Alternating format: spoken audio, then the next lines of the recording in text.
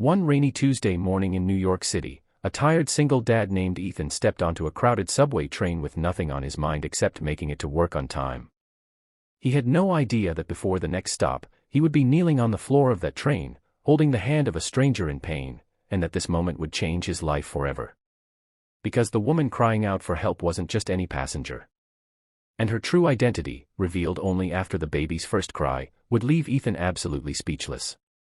Before we dive into this powerful story of kindness, please take a moment to subscribe, like, and comment below. It really helps the channel grow and allows us to share more stories just like this. Welcome to Kindness Diaries, where real stories remind us that compassion is still alive in this world. Ethan was a 34-year-old single dad doing his best to keep life together for his 7-year-old daughter, Mia. Every morning was a race: get Mia ready, drop her at school, run to the subway, and hope his boss wouldn't yell about him being late again. That morning, the subway car smelled faintly of wet jackets and coffee. People were half asleep, staring at their phones. But then he heard it. A sharp breath. A soft cry. Then a louder one.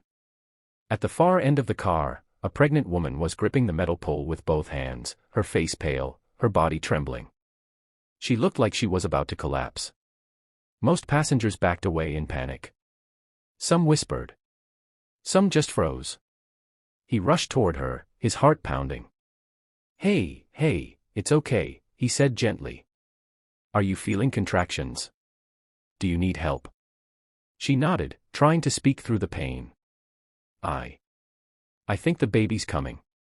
Please, don't leave me." Ethan didn't even think twice. He knelt beside her, steadying her shoulders. "I'm right here. I won't leave you." The train lurched, of all times, and the conductor announced delays due to track issues. Panic rippled through the car. No medical staff. No emergency personnel. No way to get off. The woman cried out again, louder. Her breathing became rapid, uneven. "What's your name?" Ethan asked, trying to keep her calm. "Lily," she managed to whisper. "Okay, Lily. You're doing great. Just focus on my voice." His mind raced. He had never delivered a baby, but he remembered some things from when his daughter was born: how to help with breathing, what signs to look for. The passengers watched anxiously, some recording, some praying silently. One woman handed Ethan a clean towel from her bag. Another gave a bottle of water. Still, Ethan was the only one willing to take charge. Minutes felt like hours as the train rattled through the tunnel. Lily squeezed his hand so tightly he thought his bones might crack. Sweat rolled down her forehead. She kept apologizing between contractions, and Ethan kept shaking his head. "Don't apologize," he said. "You're not alone. I've got you." Finally, the conductor's voice came again, this time with urgency. "Medical assistance is still 10 minutes away. Please remain calm." But they didn't have 10 minutes. Lily screamed suddenly, the kind of scream that comes from pain so deep it shakes the whole body. Ethan realized what was happening. "Okay, Lily," he said, swallowing hard. "You need to push. The baby is coming right now." Her eyes widened with fear. I can't." "Yes, you can. I promise you, just listen to me. I'm right here." And right there, on a moving train beneath the streets of New York, Ethan helped a stranger bring a new life into the world. The baby's cry filled the subway car, soft at first, then strong and clear. The passengers gasped.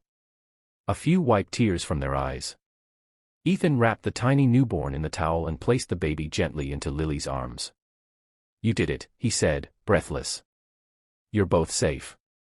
Lily broke into tears, relief, joy, exhaustion, all mixed together. "Thank you," she whispered. "You saved us." When the train finally stopped and paramedics ran in, Ethan stepped back, letting them take over. His hands were shaking. His knees were weak. But he felt something he hadn't felt in years, a deep, overwhelming sense of purpose. One of the paramedics patted his shoulder. "Sir, you basically delivered that baby yourself. That's heroic." Ethan just smiled shyly. "I just did what anyone should." Before Lily was taken out on the stretcher, she reached for Ethan's hand. "Please, don't leave yet. I need to tell you something." Ethan leaned in, expecting a simple thank you. But instead she said, "My real name is Lillian Brew." Lillian Brooks, the billionaire philanthropist whose foundation funded hospitals, shelters, and community centers across the country. He had seen her on TV dozens of times. She was famous not for her wealth, but for her kindness. "I travel without a bodyguard sometimes," she explained softly. "I don't like special attention. But today, you saw me as a person. Not a name. Not a dollar sign. And I want to repay your kindness." Ethan shook his head.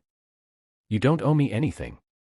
But she smiled, the kind of smile that said she had already made up her mind. "You helped bring my child into the world.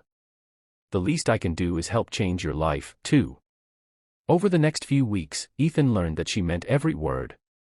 Her foundation offered him a stable job at one of their community centers, close to Mia's school, with flexible hours, and a salary that allowed him to breathe for the first time in years. But more important than the job was the friendship that followed.